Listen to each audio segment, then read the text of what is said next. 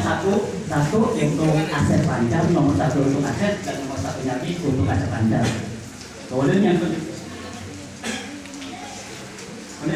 seterusnya diartikan untuk saldo normal untuk utang, pendapatan dan modal.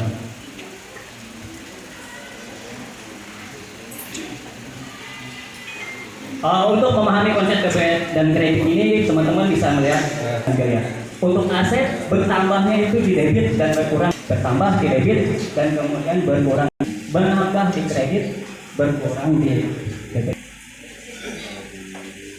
Tentang proses kegiatan transaksi dari itu faktur, invoice, atau dari teman-teman belanja dari minimarket, kemudian di kas dari konsep debit dan kredit tadi, kas bertambah ke debit, modal kita multiplik dari transaksi tanggal 1 Januari, misal Tuan A menyetor uang kepada PT ADC sebesar 600 juta sebagai seorang modal. Kemudian di jurnal, ini merupakan contoh jurnal teman-teman.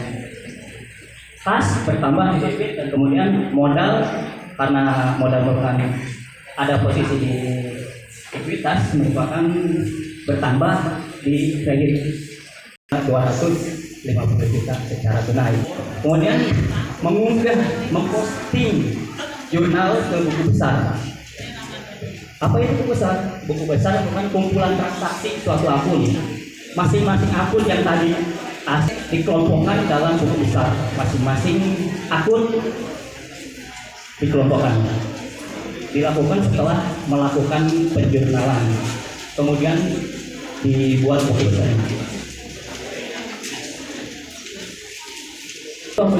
Untuk jurnal umum, yang atas merupakan jurnal yang kita buat tadi, yang bawah merupakan buku besar. Penjurnalnya pertama kas merupakan akunnya, kemudian tanggal transaksi, yang ketiga nominalnya, kemudian nomor referensi ini bisa nomor invoice, nomor faktur, yang bisa ngetracknya kita bisa lebih mudah. Yang kemudian ada modal. Untuk modal sama mirip seperti yang tadi, fungsi dari akuntan.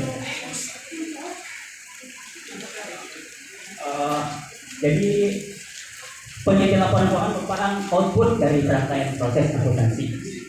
Dalam laporan keuangan ada beberapa informasi. Pertama ada neraca. Neraca yaitu posisi laporan keuangan. Isinya ada aset, ada utang, ada modal. Kemudian laporan laba rugi. Dan di situ ada penjualan kita, pendapatan kita, beban-beban kita yang keluarkan. Kemudian ada laporan perubahan modal atau ekuitas.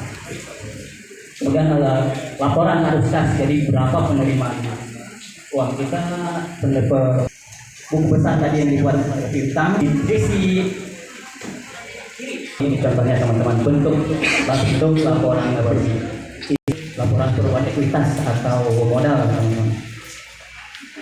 Ekuitas ini merupakan laporan arus kas, contohnya teman-teman. Isinya ada laporan dari saya, mungkin ada